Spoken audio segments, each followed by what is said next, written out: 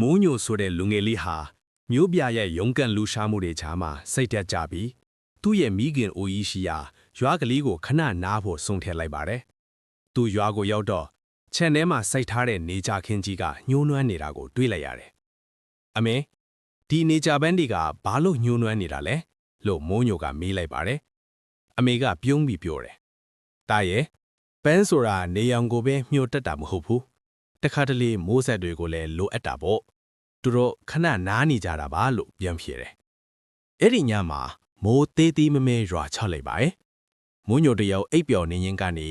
မြို့မှာကြုံခဲ့ရတဲ့အစမပြေမှုတွေကိုပြန်တွေးပြီးစိတ်ညစ်နေမိတယ်။ဒါပေမဲ့နောက်တစ်နေ့မနေ့မှာတော့ထူးဆန်းတဲ့မြင်ကွင်းတစ်ခုကိုသူမြင်လိုက်ရတယ်။မနေ့ကညှိုးနေတဲ့နေကြပိုင်းတွေဟာ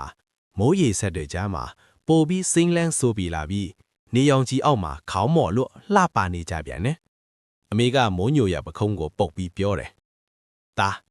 လောကမှာအောင်မြင်မှုဆိုတဲ့နေရောင်ကြီးကိုပဲအမြဲမရနိုင်ဘူး။တခါတလေကြာရှုံးမှုဆိုတဲ့မိုးဆက်မိုးပေါက်တွေကလည်းတားကိုပိုပြီးတောင့်တင်းခိုင်မာစေဖို့လာပေးတာပါ။ပန်းတွေလိုပဲခဏနားပြီးရင်ပြန်ပွင့်လန်းလို့ရပါတယ်